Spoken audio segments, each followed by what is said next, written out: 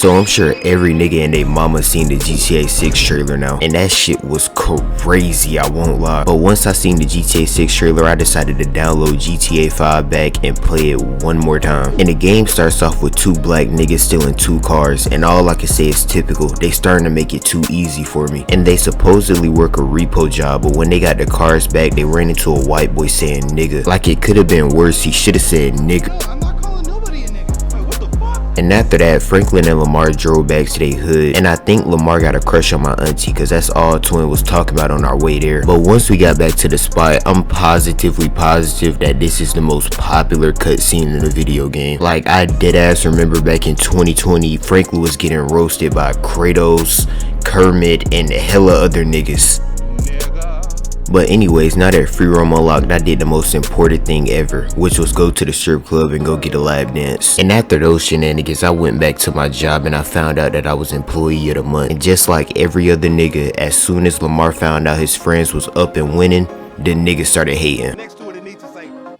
But once Lamar got his panties out of bunch, our boss Simeon sent us on a mission to repo a bike from some nigga. And once we got there, Lamar ran into a crackhead and just acted like he was gonna hit him. But nigga, I actually did hit him. Like, I didn't even just hit him, I curb stomped the nigga. And that shit wasn't even a cutscene, that was just free will. But once we got to the end of the cul-de-sac, we searched the garage and found out that there was no bike. So the niggas obviously knew it was a setup, and the nigga that came to test us looked too young to be a dad. And with that mustache, I'm saying he the perfect age to be a registered sex offender. But it's cool cause Lamar killed the nigga and then we got in the shootout. But since I played this game on a PS3, PS4, PC, and now the PS5, I know to shoot the guy on the bike before he drives away. And I also know that this car leaks gasoline, so I shoot that to blow up the car as well. And I also know you can shoot this gas tank to get that more cinematic feel. But after I did all of that, I took that yee ass bike back to Lamar, and we didn't give it back to Simeon. We are thieves now, and I'm not surprised. But after a few in-game hours, I went back to the strip. I went back to Simeon, and of course it was another repo job. But this time I had to do it on my own, so I quickly arrived at the house. And I would assume the nigga that owns this home has the best, most lovely family, most picture perfect family ever,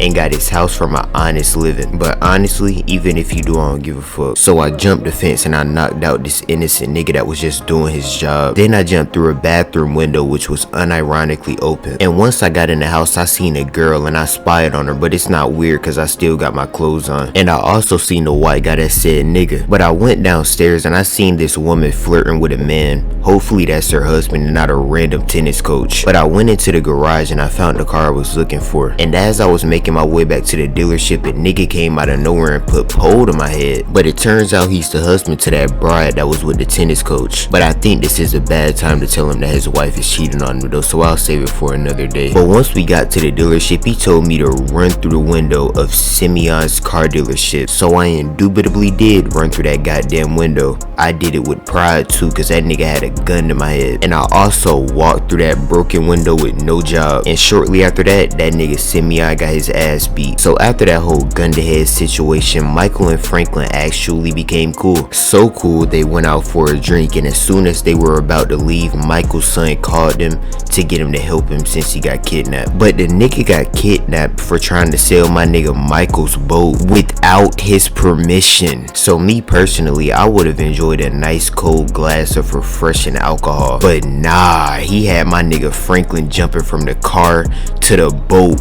on the highway. But at least they saved the dumb fat nigga, so I guess it's cool. But if you were wondering what happened to the tennis coach, Michael found out that the tennis coach was crushing his wife, so he simply went to go destroy a house that he thought was the tennis coach's house. But as a matter of fact, nigga, it was a mob boss house. So not only did he get his ass beat by the mafia, nigga, he now owes the mafia $2 million.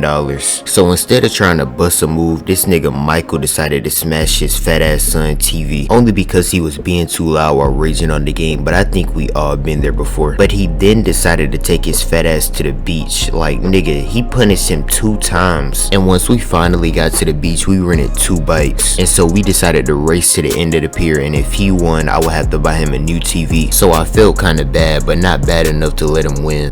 Buying your own TV. But anyways, once we got to the end of the pier, we saw a yacht, and it turns out Michael's daughter Tracy is on that yacht. And it ain't just some regular yacht, nigga, it was porn stars on that I tried to say boat and yacht at the same time. But once I got there, I seen them niggas, and them niggas was huge. She was finna get the shit fucked out of her, nigga. But Michael obviously wouldn't let that happen, so he dragged her off the yacht and put her on a jet ski and drove her back to land. But as we were driving back to land, two of those niggas started shooting at us, and Michael indubitably killed them both. But after that, I took her back to land so she could be with Jimmy, and now Michael has more family problems than before, like he didn't have enough already. But as I was free roaming with Franklin, I ran into this photographer that was low-key racist like myself. But all we did was ride beside this limousine of a famous person who apparently doesn't shave, I guess. But that's not even the best part though. This next part is the best part. So this will happen, Pete. Me and the photographer